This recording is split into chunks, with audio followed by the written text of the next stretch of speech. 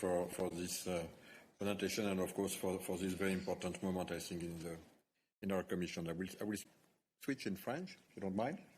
D'abord, pour vous redire que, en tant que... First of all, just to say that as the Commissioner for the Single Market, I would just like to say clearly that everybody is welcome here.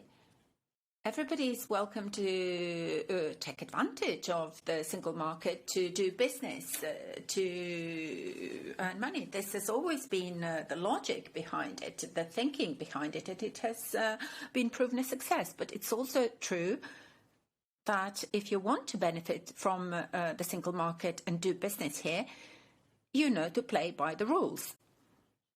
These rules must be clear. And it is up to us to ensure that they're clear. And sometimes they need to be adapted to emerging circumstances, developments on the geopolitical scene, and what's taking place in the single market. And I'm on the same side as Margrethe, of course. We are looking at this third pillar here, which has to do with non-European businesses which would like to come and benefit from the single market and take part in the calls for tenders in public procurement. A lot is at stake there. This is big business. Let me just remind you, in Europe, there are about 250,000 public bodies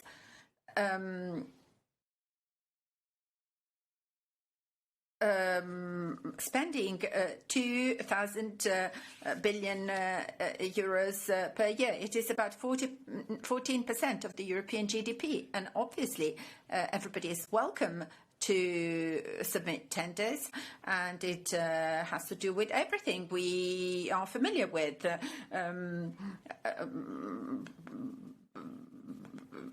Life in our communities, and sometimes the development of infrastructure, motorways, bridges, or telecommunications, other projects. And what is important here for us, what has always been important for us and for most member states, is, well, this is a little bit like sports competitions.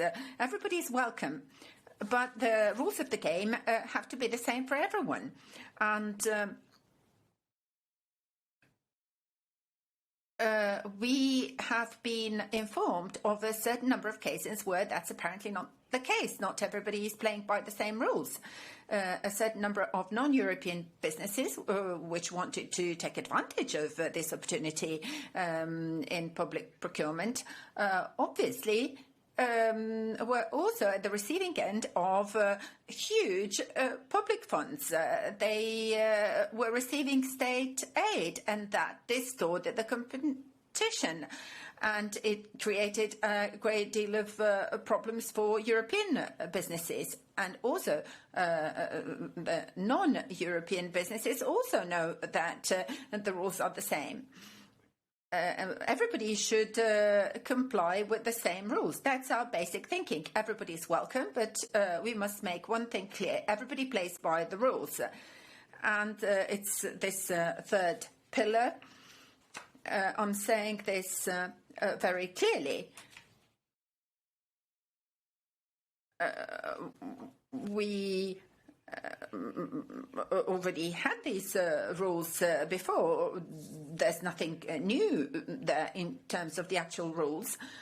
And we've looked at these very important rules within the Commission, and the previous Commission had also worked on this. So in any situation, if, for example, a particular offer, a particular bid is too low, it is discarded to begin with, because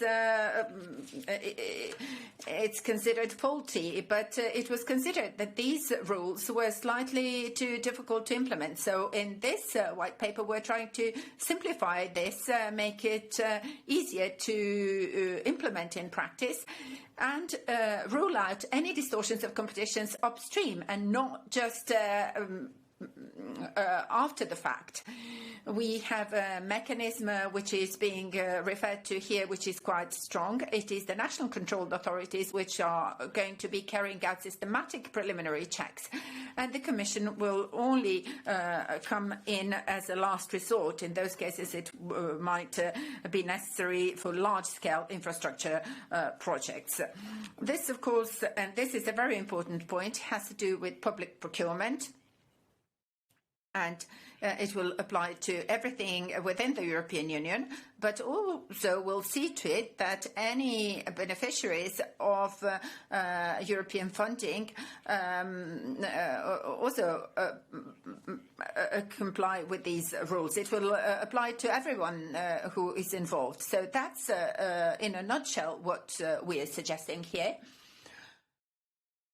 I just wanted to put this into perspective, and let me add another comment. Obviously, we find ourselves in a special kind of situation that we're all experiencing here. This is the beginning of this first period after the lockdown, and we are easing restrictions. We are trying to find ways of helping our economy back on its feet. A lot of public money is being poured into the economy, and that means that our taxpayers will be very careful and will follow the situation carefully as to what happens and what exactly is being done in the interest of the member states and their businesses and the EU. And this is why we're suggesting this today.